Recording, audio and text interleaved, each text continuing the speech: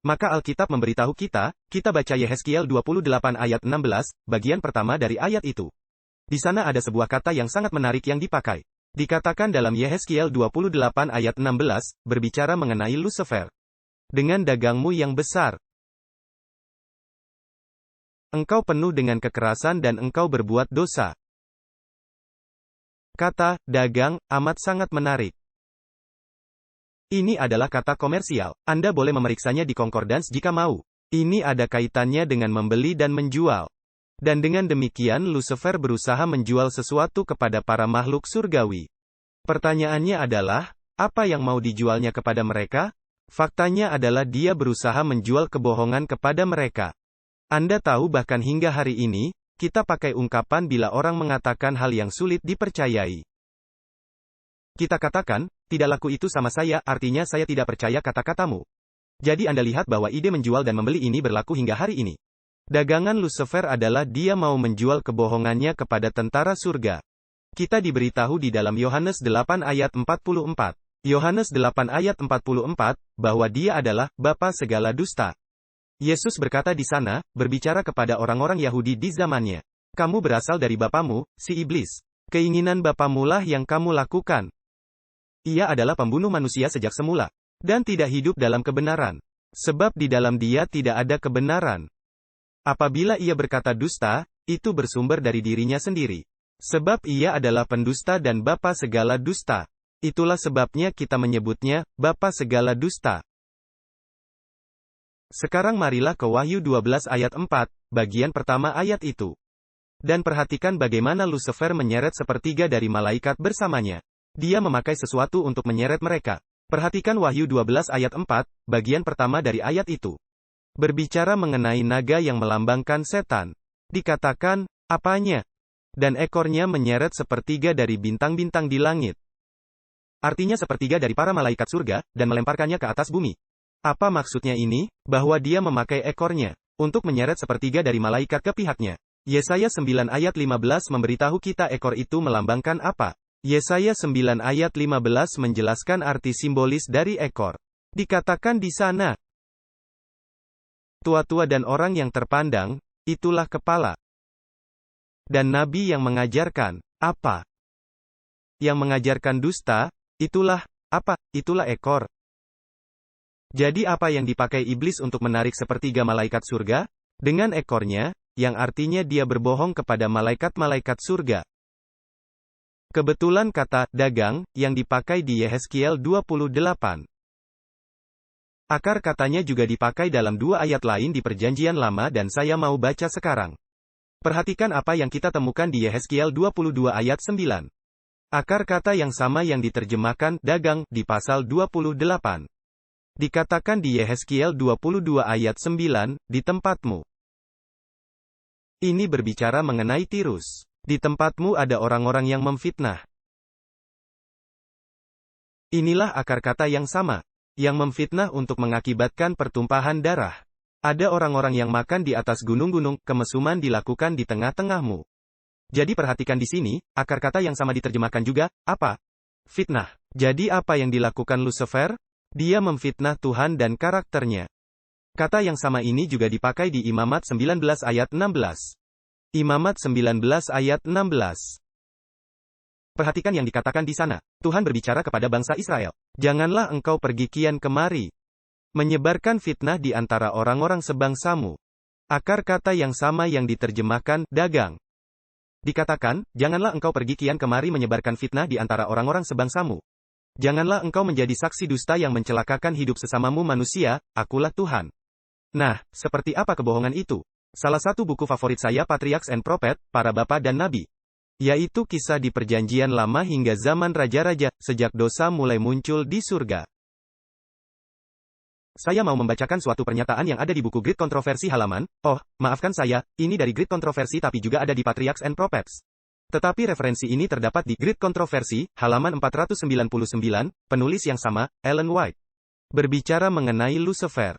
Dia mengulangi klaimnya bahwa malaikat tidak memerlukan pengendalian, tetapi seharusnya diizinkan mengikuti kehendaknya sendiri, yang akan selalu membimbing mereka dengan benar.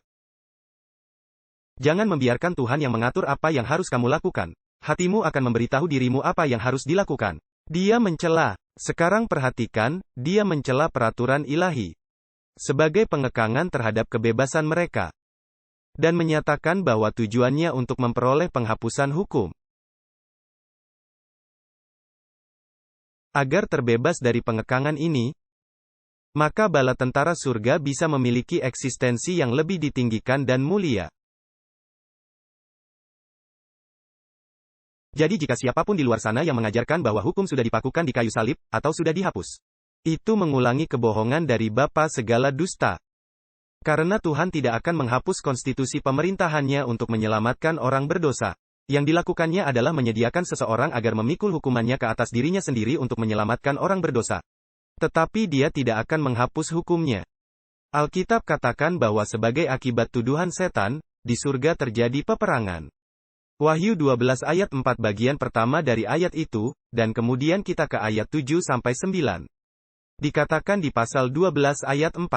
Dan ekornya menyeret sepertiga dari bintang-bintang di surga dan melemparkannya ke atas bumi. Ayat 7, maka timbullah peperangan di sorga. Mikhael dan malaikat-malaikatnya, itu adalah Yesus Kristus. Anda berkata, oh, Mikhael, Anda dibilang Yesus? Ya, Anda perlu mengerti.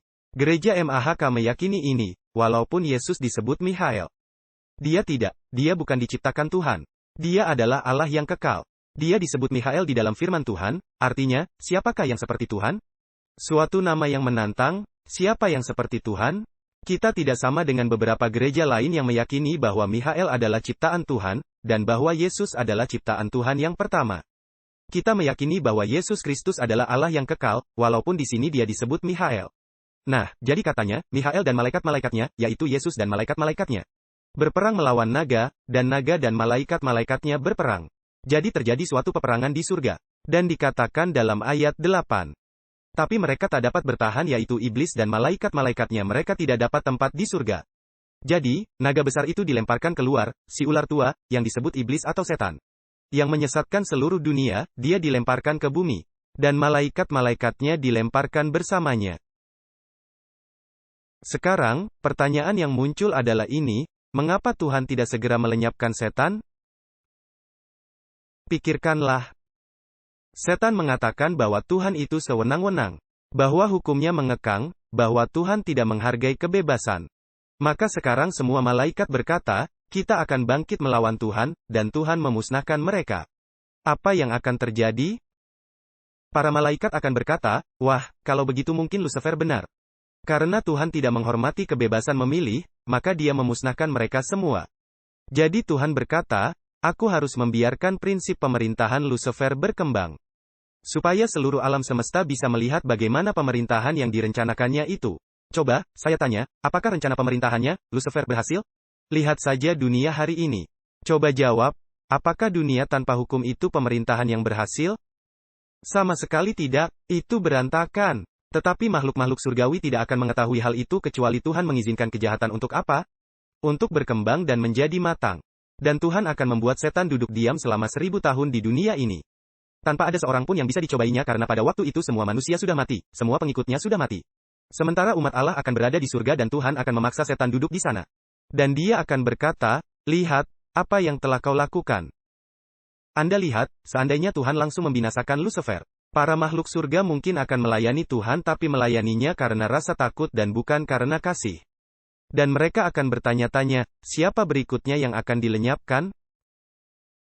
Oleh karena memakai kebebasan memilihnya untuk melawan Tuhan.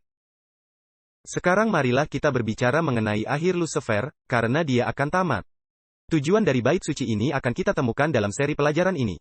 Adalah bahwa lewat pelayanan bait suci, Tuhan membuat nyata karakternya. Dengan kata lain, maksud Tuhan mengizinkan semua ini terjadi. Di hadapan para malaikat, di hadapan para makhluk surgawi, di hadapan dunia. Untuk menunjukkan bagaimana Tuhan menyelesaikan masalah dosa ini sesuai dengan karakternya. Agar pada waktu dosa dilenyapkan, semua akan berkata, Tuhan benar, Tuhan itu kasih, Tuhan adil, Tuhan baik.